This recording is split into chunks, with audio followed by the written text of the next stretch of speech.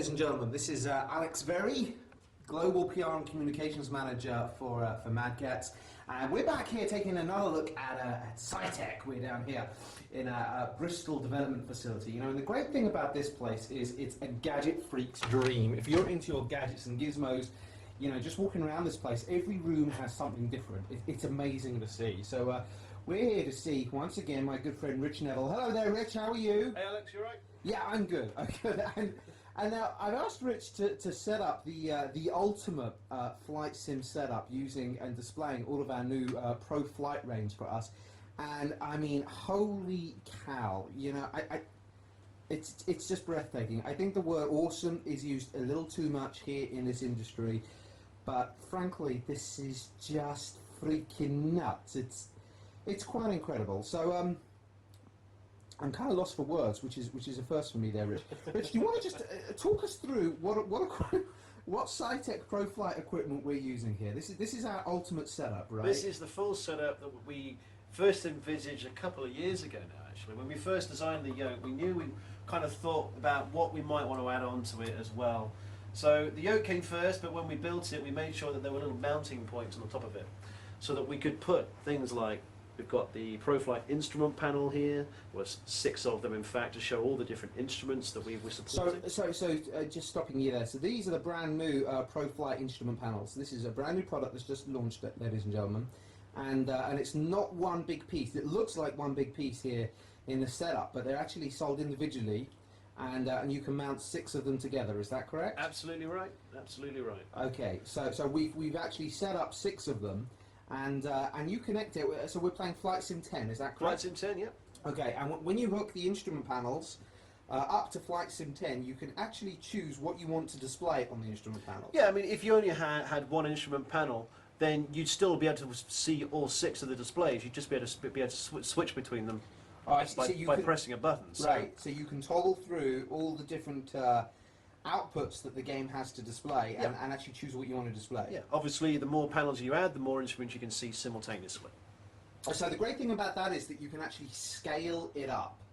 So you can start with one, and then can you just take us through the different things that you can display on them? Well, at the moment we've got support for the airspeed indicator, you've got your vertical speed, your turn coordinator, there's also the artificial horizon here, there's your compass, and there's the altimeter as well. Okay, so I'll make it clear again. If you just have one of these, you can use the little button to toggle through. Just toggle through all the different settings there. So you can toggle through that. But of course, the ultimate idea is to have all 6 running at once. Absolutely. Look at that. That's the daddy.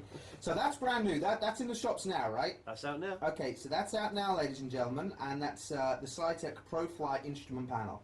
So we've seen the instrument panel. Here we have the yoke. Talk to us a little bit about the yoke, because that's an old favourite, right? I mean, that's been on the market for a while. Yoke's been around for a couple of years now, and it's just consistently people are excited about it. It's got all the things that people didn't have with previous other yokes available on the market. For starters, we've got the metal shaft here, so it's a lot more robust. It doesn't stick. I mean, it's got a really nice, smooth movement on the yoke there. Yeah. All the controls you could probably need if you didn't have all this here as well. A number of buttons on here that you can assign different functions of the aircraft to. You've got your hat switch, so you can look around the different views of your cockpit as well. And the yoke, when you buy it, does of course come with one of these throttle quadrants. So at least you've got control there for your. What is the little? Because I'm going to zoom in now. You've got a little LCD screen on the yoke. Well, what information does that convey back to the user? Well, the yoke, the LCD basically the main mode is this clock, so you can just see what time it is. You can time your flights. Well, that's part of it. I mean, we do also have a stopwatch here. So in real flying, when you're flying, when you're navigating, especially when you're coming into land, you calculate how far you need to go and for how long. So you can kick off say that, so you know how far that latest leg of your flight is, so that you can then know when to turn in for navigating when landing, if you're doing things really, truly correctly. Oh, ladies and gentlemen, how crazy is that? Isn't that incredible? So when you buy the yoke, you get one of the throttles as well, were you saying? You get one of the throttle quadrants here. Okay, so how many have we got at the moment? We've got 2 of those. We've got 2 here, yeah. So you can get additional ones on their own. When you get it, it just comes with one of the black levers, which is your throttle, one of the blue levers, which is your propeller, and one of the red levers, which is your mixture.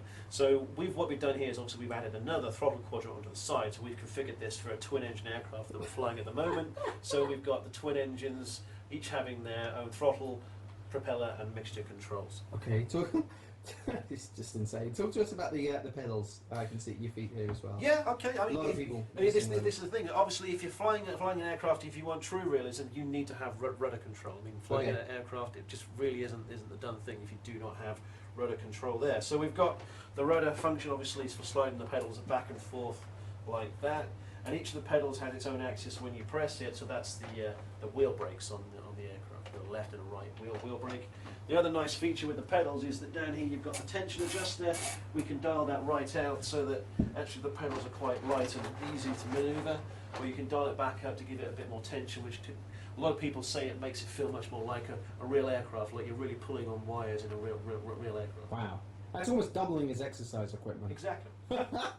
So, is any of the equipment actually based on a real plane, or is it just No, a we never mixture base of anything everything? like anything. We never that specific. We always just try and get elements of it. I mean, if you look at the yoke there's a number of aircraft which people will spot elements of in different aspects of the handles, these thumb rests, and just the overall shape. But we try to give us something that's a bit more not generic, but for want of a better word, but so it doesn't suit just one person. Everyone can see it, and it'll work with their favourite aircraft. I think what would intrigue a lot of people, which they might not realise about our ProFlight range, is that we actually play test these things, put them into hands of real life pilots as well. This isn't just this isn't goofy concepts that we've come up with by ourselves. We've actually had real pilots play test these over numerous hours to make sure they're as authentic as possible. Absolutely.